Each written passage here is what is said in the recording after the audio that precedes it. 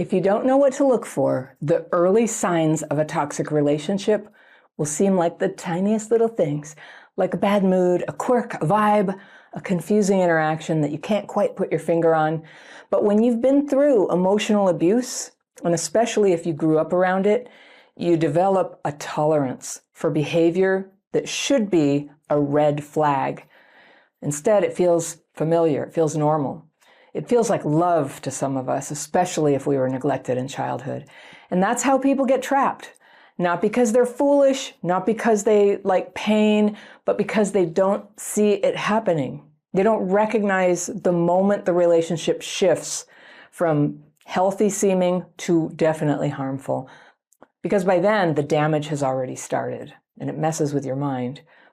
So in this video, I'm going to lay out the signs, the subtle, almost invisible early signs of a toxic relationship, the ones most people miss, the ones that are easier to ignore than to face. Because when you can name them, you stop being at their mercy. You take your power back. You get free before the trap closes around you. Now, the first sign, your self-esteem starts to erode, but you can't explain why. You were fine before you met this person. You had opinions, you had preferences, you had a direction. But now you second guess yourself. You hesitate to speak. You wonder if you're being too sensitive, too selfish, too much. They probably told you you were, right? And this isn't because the other person is obviously mean or critical. It's subtle. They make little jokes at your expense. They interrupt you or correct you or roll their eyes when you talk. Or they tell you what you're thinking or feeling, and they get it wrong. But somehow, you just go along with it. You don't speak up. You give them the benefit of the doubt. And you start wondering if maybe they're right. Maybe they're right about you. And that's the beginning of the gaslighting. Not the dramatic movie version kind, but just the slow, eroding kind that makes you doubt your own inner compass. The second sign, their behavior doesn't match their words, and yet you still give them credit for what they say instead of what they do. They say they care, but they disappear when you need them. They say they're honest, but you catch them in little lies. They say they love you, but somehow you feel small or unsafe or drained after being with them. When someone is toxic, especially early on, they tend to perform affection. They're at their best, but their actions will leave you, with a funny feeling that you're confused. And here's the key. Confusion is a signal. It means something is off.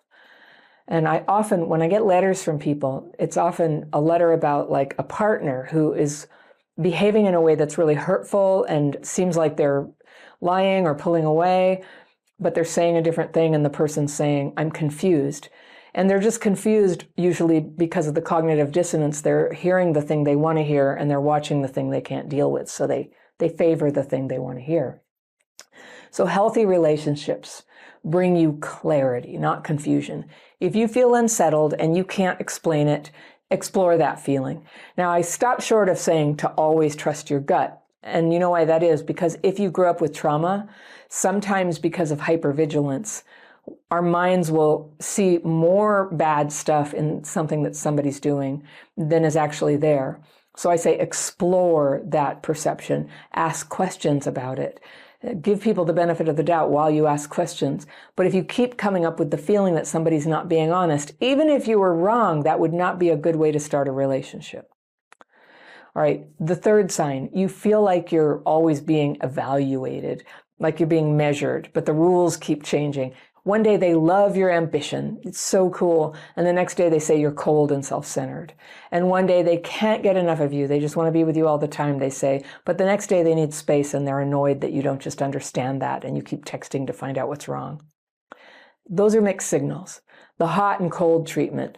This is not normal relationship stuff. This is emotional manipulation. And the goal is to keep you trying. It's to keep you close while they sort of, maybe not stay close and figure out what they're doing. But they're not giving you the benefit of reality for you to decide how do you want to deal with this. So it's a manipulation to keep you right there, just in case they decide they do want to come to you. They want to keep you wondering what you did wrong, right? Have you ever been stuck in that? Like, what did I do? Was it this? It was this. It's because my body is like this. It's because of this. And it keeps you wondering, how can I win them back? And if this pattern starts early in a relationship, even in the first few weeks, that is not passion, that is control. All right, the fourth sign, they talk about their exes in a way that sounds a little too angry or a little too victimized. And all of us have history, and sometimes we have a history of a very, unhealthy relationship. But if it was too recent, if they're still very emotional about it, I'm just going to say they're probably not available. And there's often a temptation for those of us who have been abused and neglected to go in there and be their savior. Oh, your horrible ex who's calling you right now 4 times while we're trying to have dinner in a date, right? I'll save you because I'm cool girl. It'll be so great with me. This is a trouble situation. This is one where you want to back out. When people are ready for a relationship, they have cleared that up. Now, there are situations where someone has truly been hurt, and pain is valid, but listen closely. Do they take any responsibility for what went wrong? Or is every former partner crazy or manipulative or needy or abusive or narcissistic? People who haven't done any healing will often cast themselves as the innocent one in every story. But if they never show you any self-awareness, if they seem to hate every person they used to love, it's only a matter of time before you're the next person on that list. Hey, I've got a quick invite for you. I made a free daily practice course that shows you 2 simple techniques to calm the storm when you're triggered inside. It's short, it's powerful, and it helps you feel clearer, more focused, and more at ease, fast. Click the second link in the description section below, or use the QR code right there, and you can start your course right away. So the 5th sign, you're starting to lose parts of your life to make room for them. You cancel plans with friends. You stop doing the things that make you happy. You rearrange your schedule and your priorities and your values, not because you choose to, but because you feel you have to. You feel obligated. You're afraid that they'll be mad or disappointed or withdrawn if you don't, match them in every way and put them first. And again, this might not be because they're demanding it out loud, but toxic relationships don't require a screaming match to take control of you. They can do the same damage through pressure and guilt and silence and insinuation and, coldness. That's manipulation too. They wear you down until you forget that you even had a life before them. Okay, here's the 6th sign. You stop being honest, not because you're trying to deceive them, but because you're afraid of how they're going to react. And you don't tell them when you're upset. You keep your true thoughts to yourself. You don't say no, even when you want to say no, because, this is one of the most damaging effects of a toxic dynamic. It teaches you that what's real is not safe to acknowledge, and that to survive the relationship, you have to abandon your real self.